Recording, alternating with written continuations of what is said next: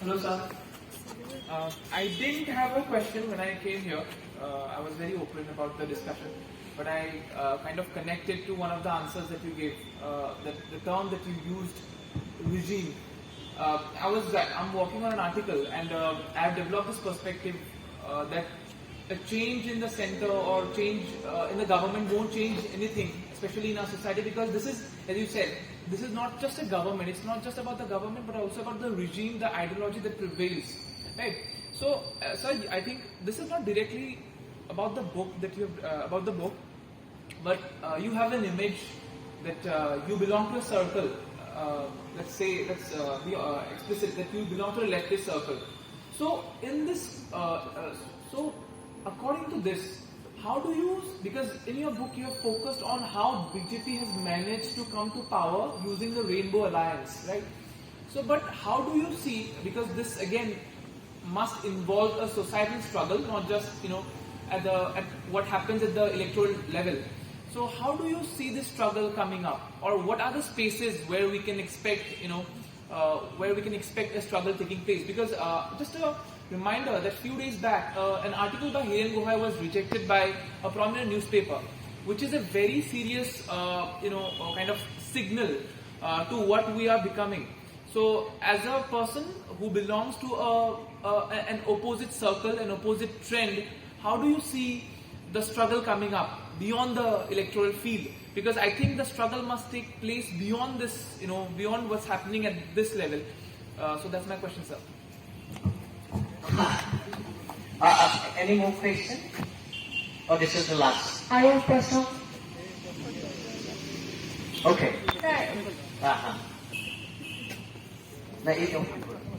নমস্কাৰ ছাৰ, মোৰ নাম জয়নাল আবেদী। মই প্ৰথম খানাপুৰৰ আপোনাৰ ছাত্ৰ হয়। মোৰ এটা প্ৰশ্ন আছিলে ছাৰ, আপুনি এইমাত্ৰ ক'লে যে আপোনাৰ বক্তব্যত শুনা পালোঁ যে হিন্দুত্ববাদে বিশেষ এটা সম্প্ৰদায়ক মানে টাৰ্গেট কৰি লৈছে। আপুনি বিশেষ নাইবা যিকোনো সম্প্ৰদায় ধৰি লোৱা হ'ল, আপোনাৰ মতে কোনবোৰ সম্প্ৰদায় ইয়াৰ দ্বাৰা ক্ষতি হ'ব হিন্দুত্ব বা এজেণ্ডাৰ ফলত, আৰু সেই সমাজসমূহে কি কৰা উচিত তাৰ ওপৰত ভিত্তি কৰি আপুনি আপোনাৰ মতামত দিব। মানে বৰ্তমান সমাজখন আমাৰ অসমৰ ৰাজনৈতিক প্ৰেক্ষাপটত হিন্দুত্ব বা এজেণ্ডাৰ ফলত কোনবোৰ সমাজ মানে ক্ষতি হোৱাৰ আশংকা আছে, আৰু হিন্দুত্বৰ আগ্ৰাসনে আমাৰ ছিকুলাৰ সমাজখন কেনেদৰে বিপাঙত পৰিছে সেই মানুহবিলাক মানে উদ্ধাৰ কৰাৰ কাৰণে আপুনি কি ভাবে বিজেপিৰ এই হিন্দুত্ববাদৰ পৰা ৰক্ষা পাব? ধন্যবাদ। আৰু প্ৰশ্ন একেবাৰে শেষৰ ফালে আমি আহিছো, গতিকে একেবাৰে আমি প্ৰশ্নখিনি লৈ ল'ম। নমস্কাৰ ছাৰ, মোৰ নাম দেৱৎপল বৰা। ছাৰ, এঠৰ ৰামধেনুত যেতিয়া এটা ৰঙৰ পৰিমাণ বাঢ়ি যায়, তাক কিন্তু ৰামধেনুটো ক'ব নোৱাৰোঁ।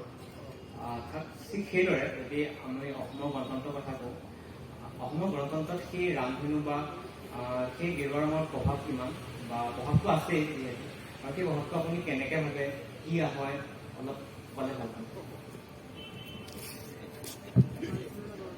ভাইছিলানা স্যার, মাইক্রোফোনটা যদি অলপ পাস করে দিয়ে।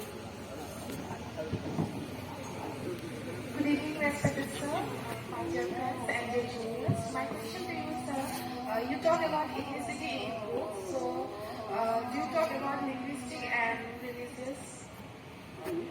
Do you talk about linguistic and religious? ধন্যবাদ ভাইছিলানা। আৰু একটি প্ৰশ্ন আছে sir. Sir, thank you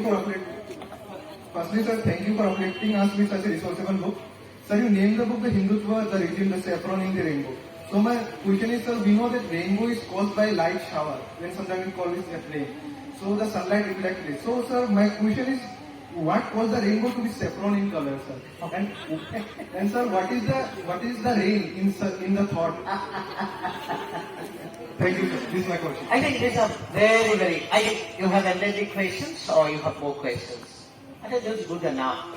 Okay. No, I think in the final round, the questions have been really very tough. really very tough. And these are very, very political questions. The discussion that had flowed used to be more academic and intellectual. Now it has turned out to be very political. And I'm very apprehensive about it, let me be very honest. You know, Nayan's question is regarding the regime and the hegemony that it has built up, or it is building up, and what could be the counter-hegemony when the movements can start. I think it is too early to reply this question. It is too early to reply this question. But then there have been indications. Look at the farmers' movement in Delhi. I'm not talking about specifically in the context of the Assam. Look at the farmers' movement. Could you realize 15 months back, the government will be forced to withdraw or repeal the very act that the farmers had opposed from the very beginning. The struggles are there. Therefore, you know, my understanding is this: if you look at the post-economic reforms politics in India, whichever government came, that sustained for more than one tenure. It happened in case of Manmohan Singh government. Nobody could realize that Manmohan Singh government will sustain for 2 tenures, but it sustained. Same is the case with many other state governments. Look at Jayalalitha's government, look at UNC government, look at Biju Janata Dal government, look at many other governments. You know, they have been changing politics in India. And this has been sustained not merely by the ideology. I think these have also been sustained by competitive populism. And that is also applicable in the case of this particular government. But then, as you said it very correctly, that this government is different from the early governments. Even it is different, qualitatively different from that of Vajpayee government. Vajpayee government couldn't reach out to the level or couldn't go to the extent that this government has been going on. He had been in the parliament for quite a long, he had the opportunity of debating with Nehru and part of also the nation building process in the very beginning of after India had achieved independence. So he had a different, and he was considered to be moderate within the Hindutva elements. We're not very sure to what extent he was moderate and so on and so forth. But that was the perception. Now things are different now. It has also been happening because there is an alliance between the neoliberal interests. The neoliberal interest is appropriation of resources. Getting it? And they have an alliance. And very, but no guarantee that this alliance will continue for long. That may also break down because neoliberal forces will also look at the kind of legitimacy at the grassroots. Therefore, I think, yes, the regime is there. It is trying its level best to tighten its hegemony, even by controlling the media. But struggles are there, which may not be very visible at this point. But people are getting angry because despite the populist policies, there's a sense of dignity. Now, if this sense of dignity is not addressed, and people are made to be dependent on government beneficiary policies, time will come when they will resist it. So I'm optimistic about that. But remember, when I'm writing the book, I am not giving that much of importance on my ideological orientation. I'm trying my level best, quote unquote, to be neutral. I'm not very sure, but social scientists cannot be neutral. But I'm trying to be. I'm using all government data. I'm not using data being, generated by quote unquote alternative sources. Getting it? But I'm optimistic that things should change. Okay, the second question was on Zainab. What targeting a community? That has been very clear. If you look at the civilizational conflict, this is what I say. I cannot go to it. They don't have what are Hong 65%, 35%. একেবারে স্পষ্টকে করছে কিন্তু একটা কথা আছে যে is it a political rhetoric or is it really reaching out the people? এইটোতো হয় অকল পলিটিকেল ৰেটৰিক নহয়, এইটো মানুহৰ মাজলৈ গৈছে। কিন্তু আমাৰ সমাজখনৰ চৰিত্ৰ এনেকুৱা যে মানুহে এই কথা বুজি পায় যে আমি কান্ধে কান্ধত ধৰি চলি থাকিব লাগিব। আজি মই সেই কথাটো টেলিভিশ্যনতো কওঁ যে আমি ধৰক আমি গুৱাহাটীৰ ষ্টুডিঅ'ত থিয় হৈ কৈ দিব পাৰোঁ কথা এটা, কিন্তু বৰপেটা এইজন হিন্দু মানুহৰ খেতি পথাৰ, এইখন মুছলমান মানুহৰ খেতি পথাৰ একেলগে খেতি কৰি আছে, তেওঁলোকে কি কৰিব? আমি মানুহে, সাধাৰণ মানুহে জীৱন জীৱিকাৰ কাৰণে এইবিলাক শিক্ষা গ্ৰহণ কৰে। আজি যিটো সাংঘাতিক ধৰণে গ্লৰিফাইড বুলি ভবা হৈছে, আজি ধৰক যিসকলে এইটো কথা ভাবিছে হয় এই পাৰ্টিকুলাৰ কমিউনিটিটো শত্ৰু, কালিলৈ যেতিয়া দেখিব যে শত্ৰু বুলি বাৰু তেওঁলোকক ভাবিলো, আমি যিসকল মিত্ৰ, আমাৰ কি হৈছে? আমাৰ ভূমি আমাৰ হাতত আছেনে নাই? আমি চৰকাৰী সংস্থান পাইছোনে নাই? আমাৰ পুষ্টি ওপৰলৈ গৈছে নাই? এইবিলাক প্ৰশ্ন উত্থাপন নহব নেকি? এইবিলাক প্ৰশ্নটো উত্থাপন হব, নহয়নে? গতিকে এই যে বিভিন্ন ধৰণৰ ডিবেট আহিছে, মিউজিয়াম লৈ কুৱেশ্যন আহিছে, মিয়া মিউজিয়াম লৈ, মিয়া পয়েট্ৰি লৈ, এইবিলাক গণতান্ত্ৰিক এটা ব্যৱস্থাত চলিব। কিন্তু তাৰো এনেকুৱা কথা নহয় যে সেইবিলাকে শেষ। আমি হয়তো তাৰো আগলৈ গৈ আকৌ ভূপেন হাজৰিকাই যেনেকৈ কৈছিল, নামি আহা সুন্দৰৰে সেনা শিল্পী দল, এৰা সপোন ধেমালি, এই যে কৈছে বাধা যদি নিদিয়া বিখাতীয়ে ধাৰক, ধৰা হব নদীৰে ডাঙলি, মানুহে বৰকৈ কথাবিলাক বুজি পাব। তাৰ পাছত কিৰণে প্ৰশ্ন সুধিলে, কিৰণে দেৱুৎপলে কি সুধিলা? ৰেইনবো। নাই নাই, এওঁতো সুধিলে ৰেইনবোৰ কথা, যে ৰেইনটো ক'ত, বৰষুণ ক'ত? বৰ জটিল প্ৰশ্ন, বৰ জটিল প্ৰশ্ন। কিন্তু আমি এটা কথা মনত ৰখা উচিত যে 2011 চনৰ পাছত অসমত কংগ্ৰেছ নেতৃত্বাধীন চৰকাৰৰ বিৰুদ্ধে যিমানবোৰ দুৰ্নীতিৰ অভিযোগ উঠিলে, মানুহৰ মাজত কিন্তু হতাশগ্ৰস্ততা আহিছে। আৰু বহু সময়ত আমাৰ এনেকুৱা হয়, আমি মৰিচিকা খেলো নহয়, আমিতো ধৰিব নোৱাৰো, নহয় জানো? যে সেইটোৱে দেই যে দুৰ্নীতি, অপশাসন, এনেকুৱা ধৰণৰ এটা বাতাবৰণ, মানুহৰ কথা নুশুনে। অখিল গগৈ KMSৰ কলটো উৎপীড়নৰ সন্মুখীন তেওঁ হোৱা নাই। নলবাৰীলৈ যাওঁতে কেলে গৰু বান্ধি খোৱা খুটিৰে পিতা নাই, পিটিছিলে নে? মানুহে ভাবিছে বৰষুণ আহিব, নাহিব পাৰে বৰষুণ। পৰিৱৰ্তনৰ হেতুটো আছে, মানুহে ভাবিছে বৰষুণ আহিব। বৰষুণ নহালৈকে মানুহে গম পোৱা নাই বৰষুণ আহিব বুলিয়ে ভাবিছে। বৰষুণ আহিল নে নাহিল পাছত মানুহে বিচাৰ কৰিব, ঠিক আছে? আৰু কোনে ভাবিছিলা এই যে এথনিচিটি কথাটো, is it linguistic or religious? It is both linguistic and religious, দুইটা। Ethnicity is a concept too. It is not necessarily cultural and linguistic. Religious communities could also be projected as an ethnic group, representing different culture, values, so on and so forth. And BJP has been trying to combine the both, with religion and ethnicity, in formulating its own electoral policies. I think I have not answered to David Paul's question, or I have replied to your question. কিৰণে কিবা এটা প্ৰশ্ন সুধিব, কিৰণৰ প্ৰশ্নটো আগতে উত্তৰ দিলো নহয়। গতিকে মই সকলোকে ধন্যবাদ জনাইছো ইমান জটিল প্ৰশ্ন উত্থাপন কৰাৰ বাবে। আৰু আমাৰ মাজত আৰু দুজন শিক্ষক, তিলক হাজৰিকা, ডক্টৰ তিলক হাজৰিকা, ডক্টৰ প্ৰাঞ্জল শইকীয়াৰ বাঁহী বজোৱাৰ কথাই আছিল। আমাৰ শিক্ষকসকলৰ মাজত বাঁহী আছে এতিয়া তিলক আৰু প্ৰাঞ্জলক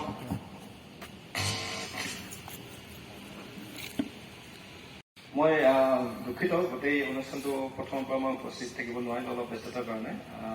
সকলোকে জানিছিলো 3 বজাৰ পৰা প্ৰকল্প পাবলৈ, কিন্তু বিশেষ ব্যস্ততাৰ কাৰণে মই অলপ দেৰিকৈ আহিলো। প্ৰথমৰ আলোচনাখিনি মই অংশগ্ৰহণ বা শুনিবলৈ সুযোগ নাপালো, পিছৰ প্ৰশ্নোত্তৰ শিতানৰ অকণমান অংশগ্ৰহণ কৰিলো। আৰু যিবোৰ কথাটো হৈছে মই কিতাপখনো পঢ়াৰ সুবিধা হোৱা নাই। ৰাতিপুৱা মই নতচলৰ কথা পাতিছো, পঢ়িম মই কিতাপখন পঢ়িম। এই আলোচনাখিনিৰ পৰা মোৰ এটা কথা মনত আহিছে,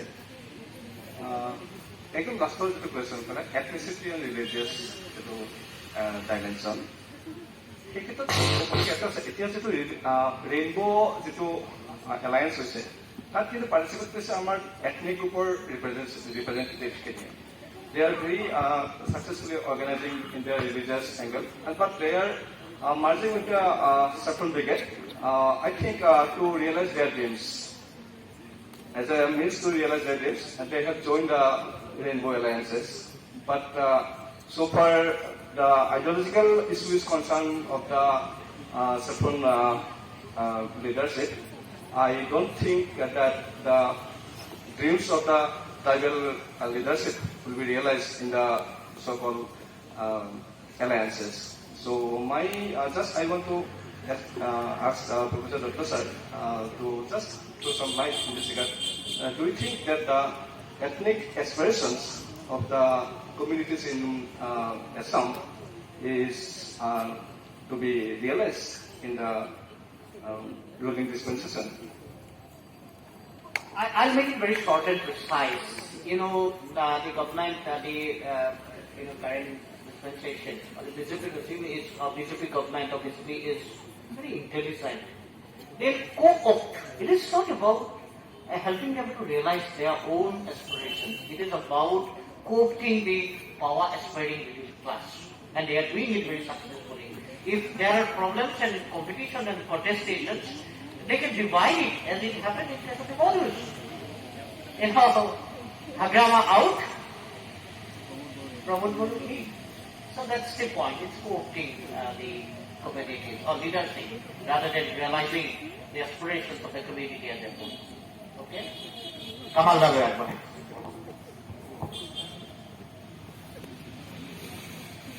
এই অনুষ্ঠানটোত থাকি খুবেই ভাল লাগিলে, কিন্তু কিতাপখন মোৰ পঢ়া হোৱা নাই, সেইকাৰণে খুব ভিতৰলৈ মই যাব নোৱাৰিম। তথাপি মোৰ এটা কথা ভাল লাগিছে যে আমি সকলোৱে জানো অখিল ৰঞ্জন দত্তৰ পলিটিকেল ইনক্লাইনেশ্যন, তেওঁৰ বাওপন্থাৰ প্ৰতি যি অনুৰাগ। মোৰ আটাইতকৈ আকৰ্ষণ কৰিছে তেওঁ এইটোৰ বিয়ন, তাৰ বাহিৰলৈ গৈ তেওঁ নিৰপেক্ষভাৱে এই গ্ৰন্থখনত তেওঁৰ কথা তেওঁ ব্যক্ত কৰিছে। সেইটো এটা ভাল লাগিছে। আৰু এদিন আমি কিবা এটা কামত একাডেমিক কিবা এটা কামত যাওঁতে মোক নামটোৱে মোক খুব আকৰ্ষণ কৰাৰ কথা কৈছিলোঁ। এক ধৰণৰ পয়েটিক এটা নামকৰণ তেওঁ কৰিছে।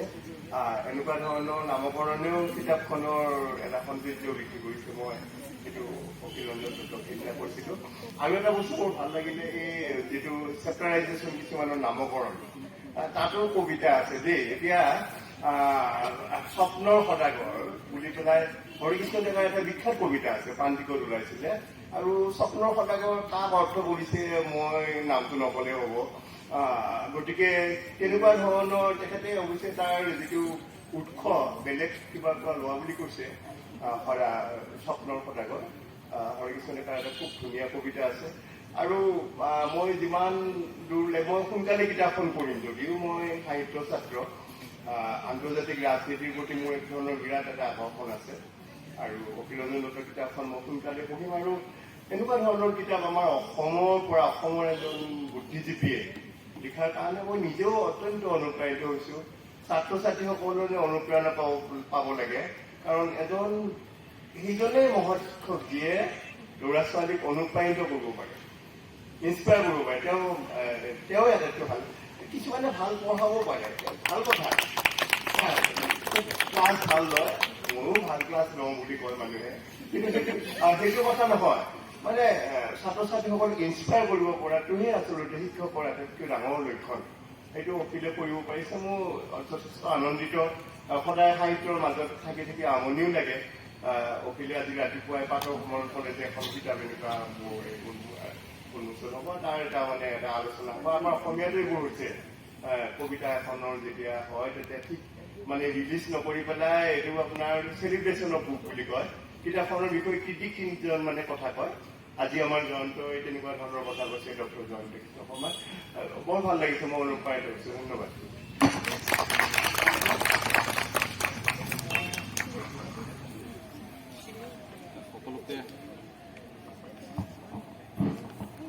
সকলোকে নমস্কাৰ জনাইছোঁ। আচলতে মই বহুত দেৰিকৈ আহিলোঁ, ছাৰৰ কথা এৰিব নোৱাৰি পেলাই মোৰ আজি মানে কাউন্সেলিং আছিলে আমাৰ PhD কাউন্সেলিং ডিপাৰ্টমেণ্টত এইখিনি কাম কৰি থাকোঁতে দেৰি হ'ল আৰু মোক ছাৰে কৈছিলে যে বাঁহী অকণ বজাব লাগিব বুলি ত' মই আচলতে বাঁহী বজাম বুলি আহিছিলোঁ আৰু মই কথাটো হ'ল কি এই কিতাপখন পঢ়া নাই যি গভীৰ আলোচনা হৈ আছে ইয়াত মই ইয়াৰ ভিতৰত মানুহ নমতাই ভাল অৱশ্যে মই এনেই আছে কিবা কিবি অলপ পঢ়া শুনা মোটামুটিভাৱে কৰি থাকোঁ কিন্তু কথাটো হ'ল কি বাটবিলাক মই আজিলৈকে বুজিয়ে নাপালোঁ যেতিয়াই বেছিকৈ ভিতৰত সোমাব খোজোঁ তেতিয়াই মই মানে তোমাৰ হেৰি হৈ যাওঁ কনফিউজ হৈ যাওঁ মই বাদ দি দিওঁ গতিকে খুব বেছি এইবিলাক লাইনত কথা নকওঁ খালি এটা একদম সাধাৰণীকৰণ কৰি জীৱনটো চব মানুহে আচলতে ক'ব লাগে যে সাধাৰণভাৱে আৰু শান্তিৰে জীৱনটো চলি থাকিব সেইটোৱে মই বিশ্বাস কৰোঁ গতিকে তোমালোকৰ কোনোবা কবিতা গান গাব বুলি মোক কৈছিলে ছাৰে আৰু মোকো হৈ গ'ল নেকি অকণ মইহে আছো তেতিয়াহ'লে মই বজাম গাড়ীতে আছে এটা গান বজাম তোমাৰ কথাটো ৰাখি ধন্যবাদ দেই মই ভাবিছোঁ মই লাষ্টত বজাম